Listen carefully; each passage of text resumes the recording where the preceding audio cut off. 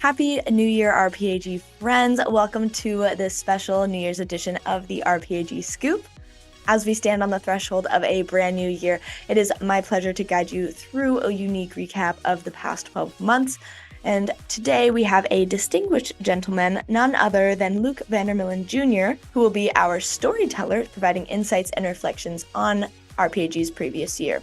He will take us on a journey through the twists and turns of 2023, and he will be offering a retrospective glance on the milestones and triumphs that have defined our year. So without further ado, let's dive into this special scoop with Luke leading the way. Thanks for the introduction, Ashley, and Happy New Year, everyone. What a great 2023 it's been, and we're already looking forward to 2024 here at RPAG. Today, for my portion of the RPAG Scoop, I wanted to talk about what a great year 2023 has already been, and also what we can look forward to in 2024. During the 2023 year, the RPAG team was hard at work enhancing the RPAG technology for our members to utilize. Our team completed over 600 enhancements to the RPAG Advisor portal. Some of my favorites include adding the strategy review report, inputting open architecture quoting options into RFP Express, enhancing the WellSense platform to include more reporting options as well as dashboard options, and also rolling out our new partnership with Venrollment. Now, we're not just going to sit around in 2024 and sit on our laurels and pat ourselves on the back for such a great 2023. What I wanted to do over the next couple minutes is give you a sneak preview on some of the great things that we're working on that'll be rolling out during the year in 2024. So first, I want to start off with the user interface enhancement that we're planning for the RPAG Advisor portal. Our main goal with the RPAG Advisor portal is to make it as seamless as possible for both advisors and other folks that utilize the service to navigate the system and run reports in a simple way. During the 2024 year, we'll be rolling out several different enhancements to the RPAG Advisor portal that'll make the navigation of the portal much easier. This will include things like quicker navigation between clients, less clicks between running reports for clients, as well as more customization options in terms of the Advisor IQ dashboard, as well as some of the widgets that you'll see on that first screen when you log in. Our goal with the enhanced dashboard is to give you the easiest navigation possible to find your client data and act on it. The next exciting enhancement we have coming up is an update to our Target Date Fund Analyzer report. If you're not aware, the Target Date Fund Analyzer allows you to run a fit analysis on a per client basis to find exactly what target date series best fits your client needs. The Target Date Fund Analyzer also helps you compare a custom selection of different target date series and takes a look at different metrics in terms of performance for those target date series. Now, in 2024, we'll be introducing an update to this Target Date Fund Analyzer that's going to include more input fields when you're putting together the report, an enhanced fit analysis to even dig deeper into your client's needs, as well as more filtering options when you're choosing a custom series to select. The report itself will also be updated to give it a new fresh look and give you the best deliverables to show your client. As important as target date and asset allocation series are, we feel that this is paramount to enhancing one of our key client deliverables that a lot of our advisors utilize on a quarterly and annual basis. This next enhancement is one that I've personally been asking for a couple years now, and we're finally going to see it in 2024. Many advisors utilize the RPAG scorecard methodology to not only analyze their clients' fund lineups, but also to put together reports so that they can communicate the performance of those fund lineups to their clients. One thing that's been missing with these reports is written fund commentary directly from advisors. I've heard over and over again that a lot of advisors would like to add their own couple sentences of commentary on how funds are performing, not just on a fund-by-fund basis, but on a global level as well. In 2024, we're going to be introducing global fund commentary. What this means is that for each of the funds that are in your client's fund lineups, advisors will now have the option to put together a quick commentary that will be included in reports. This can be included on a per client basis as well as at a global level. This global fund commentary will be fully integrated with batch reporting, automating meeting minutes, as well as the fiduciary investment review. This will allow advisors to put their own personal touch on the RPAG reporting and take things a step further than just taking a look at things like annualized returns and the RPAG score. If you've been a member of RPAG for the last few years, you've known that one of the biggest focuses we've had since the early 2020s is the plan fees fee benchmarking system. Our goal with plan fees is to make the fee benchmarking and RFP process as easy and efficient as possible for advisors and their teams to navigate. We started a few years ago with the Plan Fees Prism report, which benchmarks investment, record keeping, administration, and advisory fees. We then expanded into the Prism 365 report that looks at advisor fees and services. And now, last year, we introduced RFP Express, the most efficient live bid analysis tool in the retirement plan industry. In 2024, we have a lot of exciting enhancements to all of the plan fees reports, as well as RFP Express. These are going to include updates to the reporting output, where you can do things like adding the current record keeper to the Plan Fees Prism report, making formatting changes to make the report cleaner and easier to read for advisors and plan sponsors, as well as adding an Excel upload feature to RFP Express, cutting down on the amount of time that the advisors and other team members have to type in information for both clients and prospects. One of the resources that we receive the most positive feedback on is the educational content within the RPAG Resource Center. The RPAG Resource Center is chock full of participant education presentations, quarterly legislative updates, the fiduciary fitness program, participant memos, plan sponsor facing memos. I could go on and on. Everything within the RPAG Resource Center can be downloaded with just a click of a button and white labeled to match the advisor's branding. In the past, this had to be done through either a PDF editing software or Microsoft Word. However, we've started to introduce some automated branding customization resources within the RPAG Resource Center. This means that with just a couple clicks of a button for premium content marketing members, advisors will be able to download things like the retirement times, the participant memos, and other education content directly from the RPAG Resource Center, just like they always have. But the catch will be is that all of the automatic branding will automatically be in place for the advisor. So the branding for the newsletters will already include the advisor's logo, their disclosures, and even their color schemes in some senses. This will also be fully integrated with the fiduciary briefcase. So advisors with just a click of a button can upload customized document into each of their clients' fiduciary briefcase without having to take the time to email each client individually and blast out these memos. On the reporting side, we have a couple of really exciting investment reports that we're going to be rolling out in 2024. The first is a returns history report. As you might know, we already have a RPAG score history report that shows the fund score over the last 8 quarters through the RPAG scorecard methodology.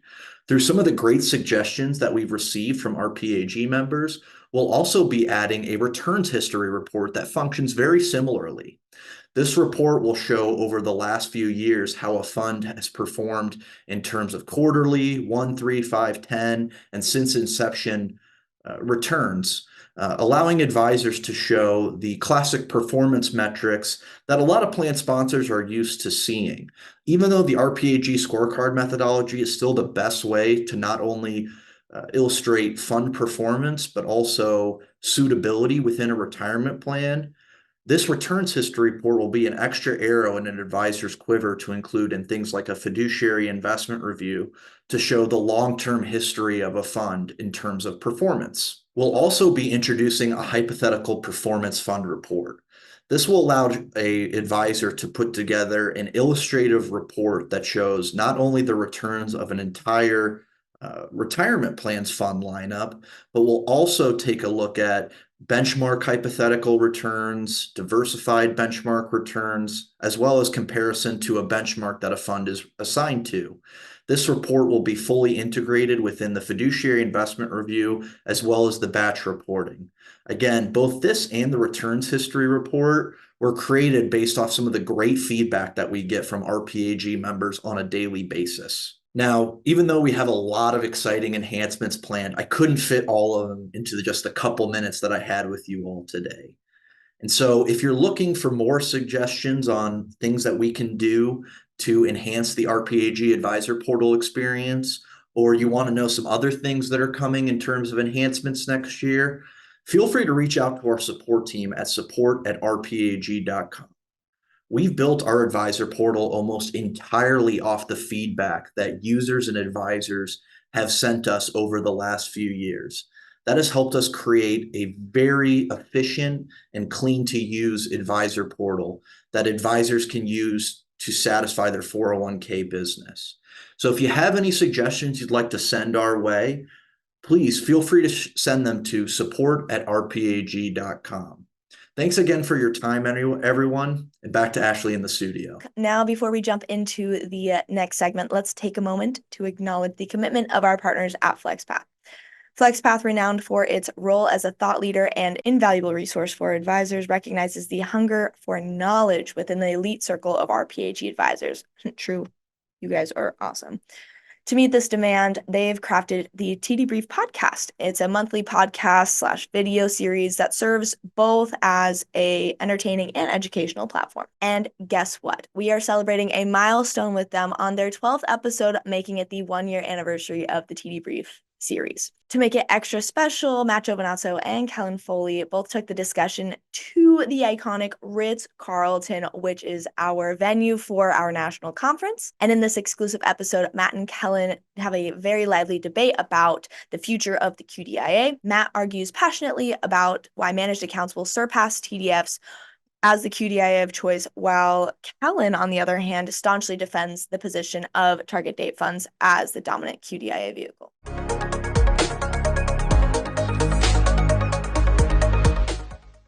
Hello, everybody. For those of you that have attended the RPAG National Conference, you might recognize this view. We are at the Ritz-Carlton, Laguna Niguel. So I'll argue for target date funds first, I guess. Let's hear it. So I think I have the easier one here just because, again, it's a prevailing trend, right? 99% of plans offer target date funds as the QDIA. It's kind of the default approach, so to speak. I think there's a few reasons. Probably the biggest one is fees, right? I mean, we talked about active versus passive. Obviously, fees is the main reason why passive is won the day there. That continues to be the biggest hurdle, I think, with managed accounts. I think you will continue to see a trend towards managed accounts being offered as an opt-in approach, but we've seen very little adoption. I think industry-wide, it's like 3% adoption to opt-in managed accounts. So unless they're the default, you're not going to see continued assets go there. And I just don't see that happening at current fee levels for managed accounts, right? Target date funds are an effective way to get someone an age-appropriate allocation without having any additional fees associated with that. Kind of along the same lines, I think there is some litigation risk when it comes to managed accounts because of that higher fee approach. So unless there's really solid documentation as to why a managed account is a better fit than a target date fund, and for that particular plan fact set, I think it's going to be a tough story to show the value for the additional cost. That kind of goes in the same vein as the dual QDIA approach, right? I think that will help managed accounts get some more assets. Mm-hmm. But again, automatically moving a participant from a low-cost target date fund to a higher cost managed account, I think there is some litigation risk there. The other component is the performance benchmarking, right? So because it's a personalized allocation, how do you as a fiduciary really appropriately benchmark performance for a managed account? It just makes the ongoing due diligence much, much harder. And we all know there's a heightened standard for the default option anyway. And if there's challenges with performance benchmarking that's another hurdle in my mind to overcome. So I think target date funds are the easy solution. However, I do think you'll continue to see a trend towards personalized target date funds. And obviously, flexPATH with its risk-based approach offers a great alternative. We're seeing vintage blending coming to market offered by a number of different target date fund providers.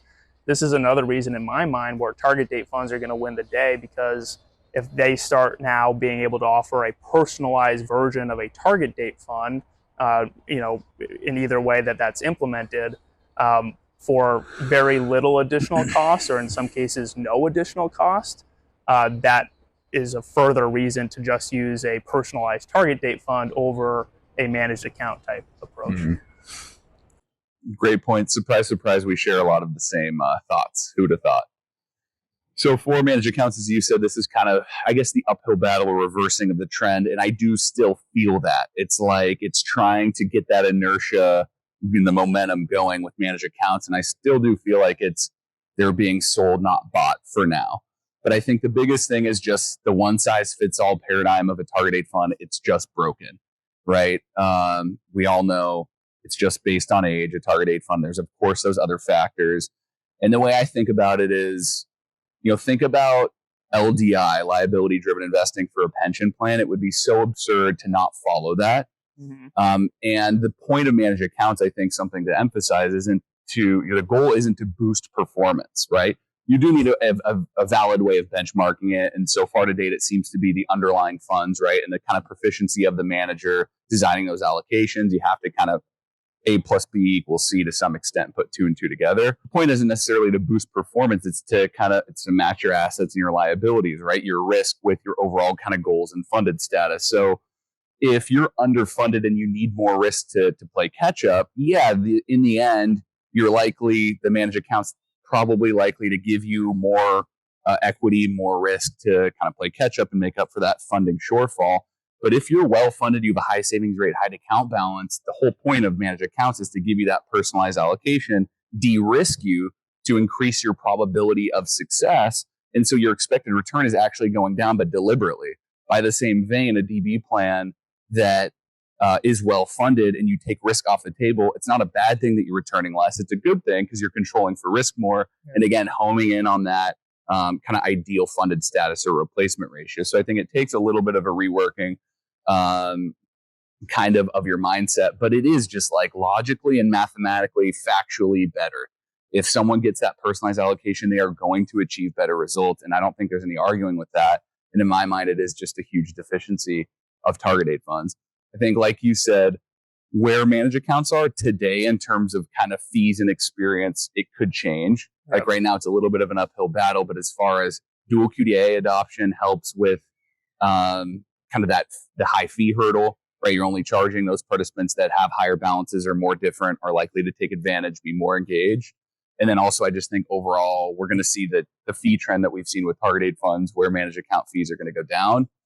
I also kind of like, can be very polarizing, the role of a kind of quasi-advisor, right? Where some advisors may feel that disintermediates them. That's their role. Some may like that it helps keep money in the plan, that it helps keep participants invested, right? After periods of volatility, it helps increase savings rates. So all of those things kind of go beyond investments and even that personalization factor.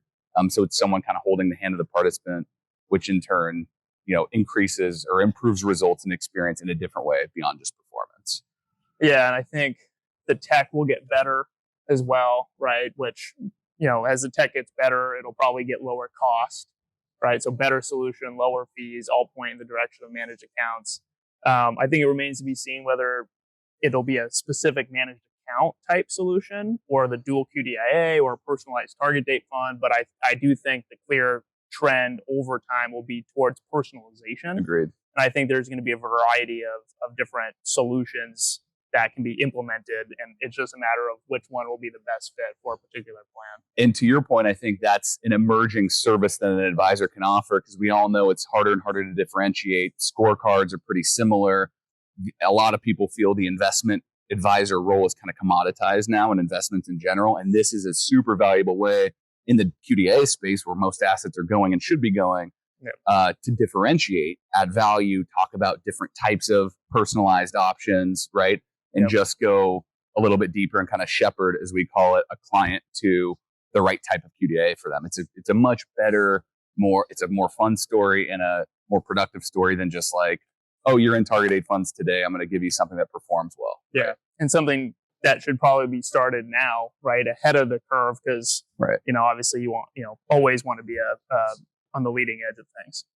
I hope you enjoyed this small taste of this special edition of the TDebrieF podcast. If you would like to see the rest of this episode and all of their previous episodes, go to the blog for RPAG Scoop and you can find the link there. Now, if you have any questions or if you want to further debate this topic with Matt and Kellen, feel free to email them. I will leave their emails on the blog page. So now let's transition into another insightful segment featuring key figures from Rowe Price. Joining us today, we have Emma Tookey, the Divisional Sales Manager in the West, and Mike Shamburger, the Head of National Retirement Plan Distribution, and they'll be shedding light on the evolving landscape of the retirement industry, emphasizing the challenges that advisors face with pressure on margins. Emma and Mike will also go into Rowe Price's unique model for retirement plan distribution and unravel those secrets, behind all of their success. And in a rapidly changing environment, understanding their perspective on adapting to change becomes very crucial. And moreover, we will be explaining the latest trends from the 2023 Defined Contribution Advisor Consultant Survey and recapping the key tailored deliverables for RPAG specifically. So without further delay, let's hear from Emma and Mike. Happy New Year to all of you at RPAG. My name is Emma Tookey. I am the Divisional Sales Manager in the West here at Rowe Price. And I am joined by Mike Shamburger, who heads up our retirement plan distribution nationally. We're so excited to be here and wanted to have a little casual conversation with each other, talking about the retirement plan business and where we see things kind of as the kickoff for the new year and what we expect to see going forward this year. So with that, Mike, I have a question for you. I would just love to get your perspective on how the retirement industry has changed in the last few years. I know you've been in the business for 30 years. I've been around for about 18, and gosh, there has just been so much change, and especially in the last 5. So would just love to get your perspective on that change and what you think has caused that. Yeah, boy, there's a lot of ground we could cover there, Emma. Let me try to focus in on one area in particular, which I think is really interesting, because I think everybody's experienced this that's on the call. Is there's been a lot of pressure on margins for record keepers, advisors, all service providers really in the retirement industry have been pressured in that way. And I think what's happening, that's been kind of a longer term trend, but I think what we're seeing now is some of the short term things that we're starting to see have actually been driven by that longer trend. I'll give you a couple examples or a few examples here. One is, we've seen a lot of record keeper consolidation in the marketplace, right? That's certainly been driven by tighter margins, and companies are having to make tough decisions now to decide, I've got to make return. I've got to create return for my shareholders. Where are the places where I can generate the return best? And with those shrinking margins, record keeping gets tougher and tougher to compete with other businesses and other business lines there. I think some of the changes we've seen there is people have to they're going to have to create more revenues, right? So you've seen some firms focus in on the acquiring side, right? They've tried to build big scale. So that's one model that I think can work. But those companies right now, one of the trends we're beginning to see is they've got to figure out how to leverage that scale now. They've got a ton of participants, but how do we further monetize that participant base so that it can supplement that thinner record keeping revenue that they're generating? So I think you'll continue to see that. The other area that I've seen a lot of talk and a lot of action in, honestly, is really changing operating models. If you can't find the revenue stream, then that means that puts a lot of pressure on the expense side of your business. And people are having to try to find more efficient ways to kind of operate in the record keeping space. So I think we'll continue to see that too on the record keeper side.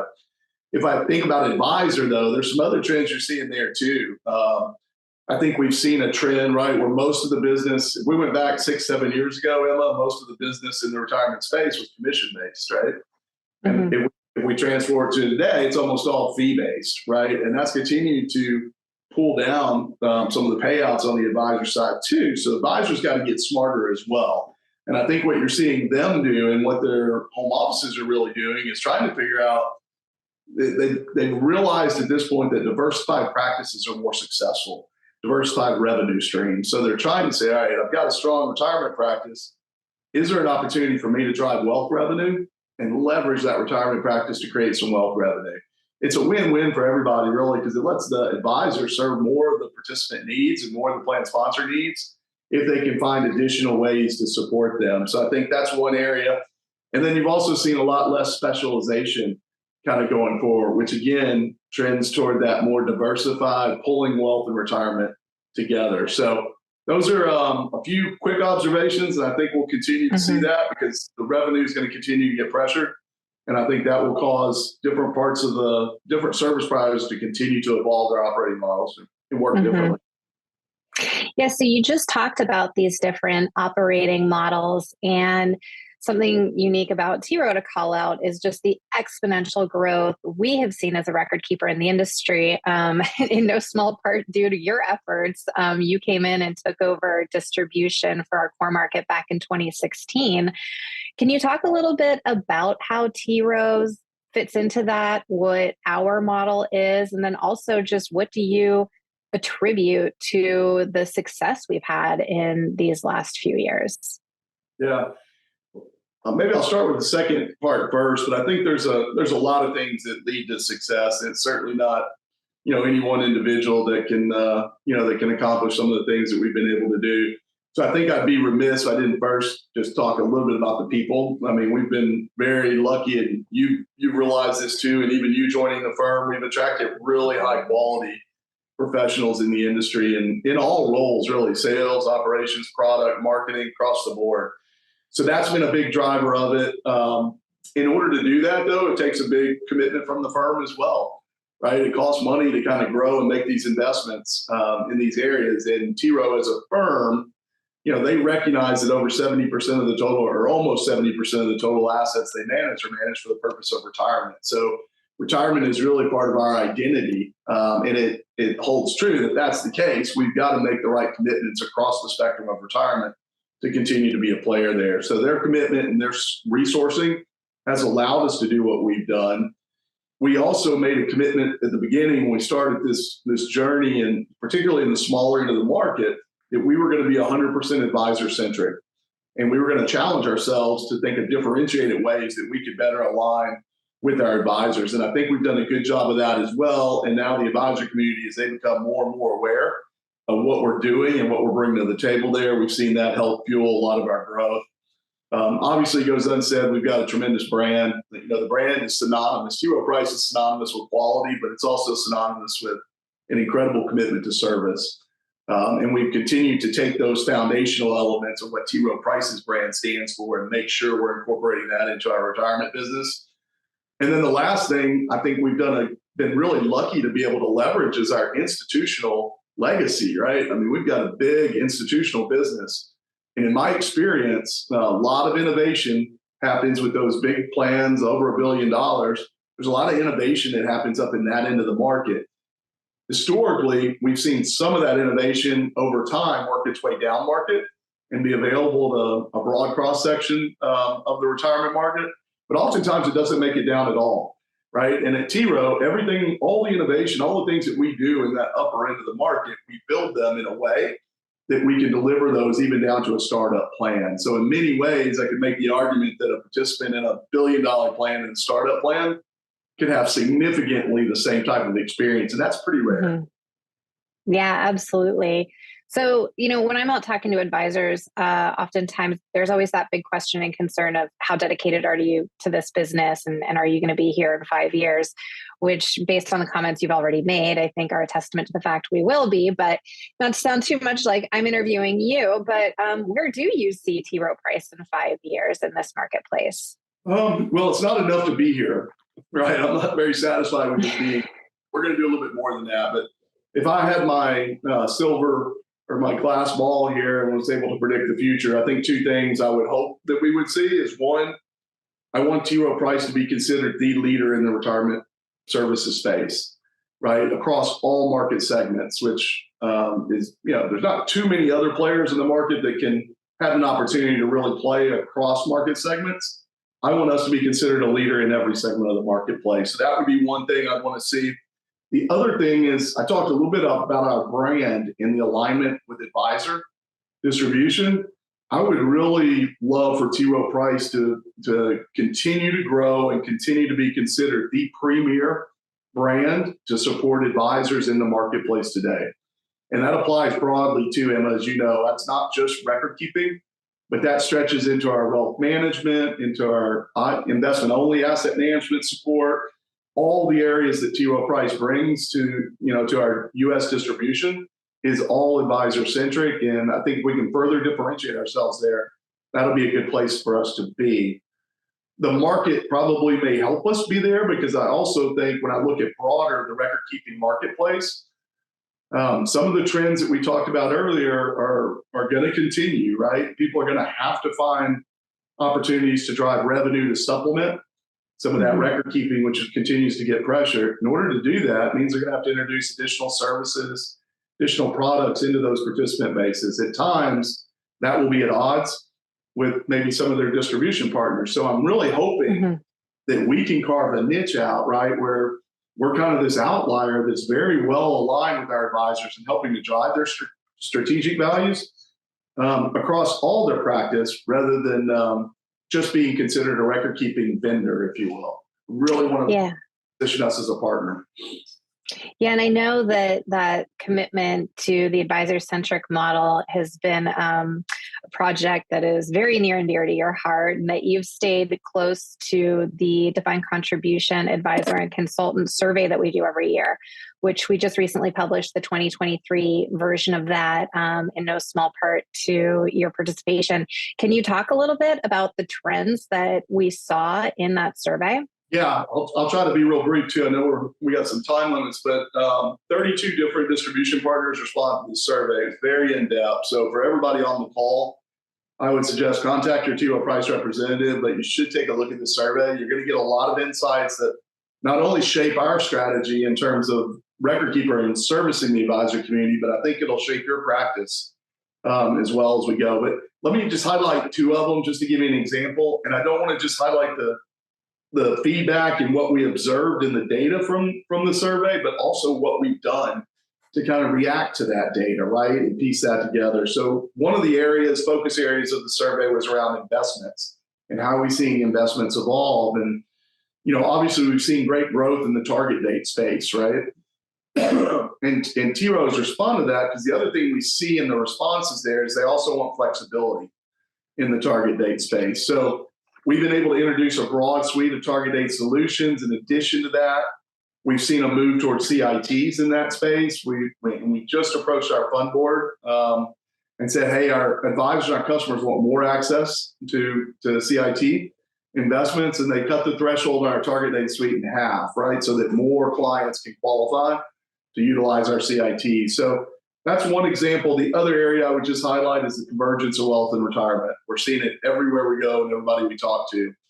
And some of the things we're doing in response to that is we've introduced new digital integration capabilities where we can feature one of our distribution partners' brand in our digital participant experience.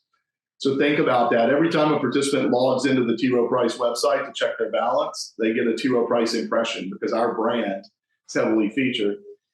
For our distribution partners, they would love for that to be their brand, right? So that over time, those impressions add up. And then when there's a specific need, they're likely to call them to help with that need. We're doing that for them. We're connecting the dots. So we'll help with the branding component.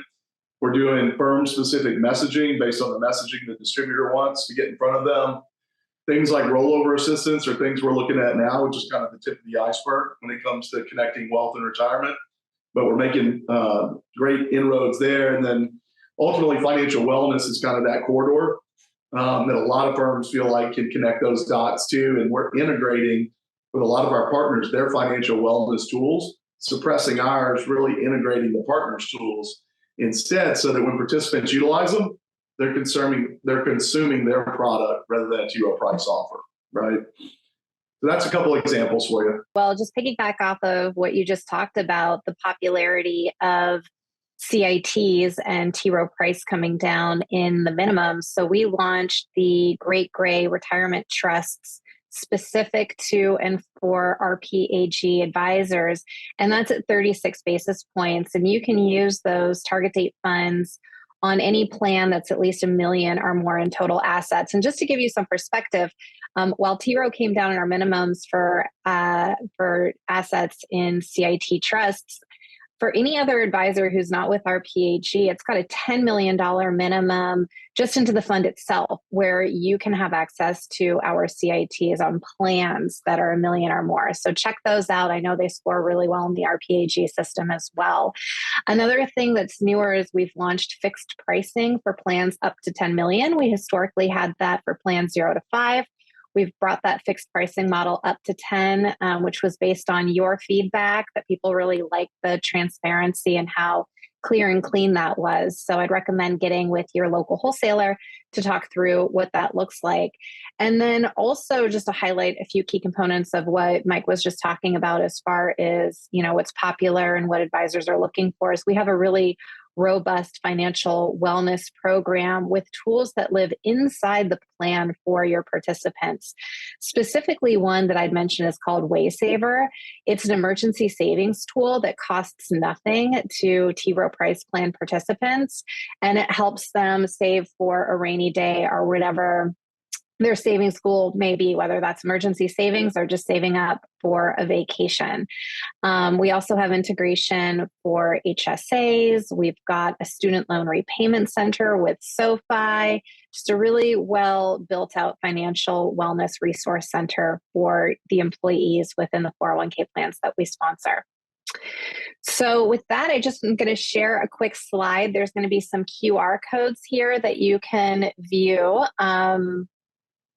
to see that DC consultant survey that Mike was just referencing, and then also to contact your local T. Rowe Price representative out in the field. And we just want to thank you for the time today that you took to hear about what's going on in the industry and also here at T. Rowe Price. And we look forward to continuing the conversation. Thank you so much. Thank you.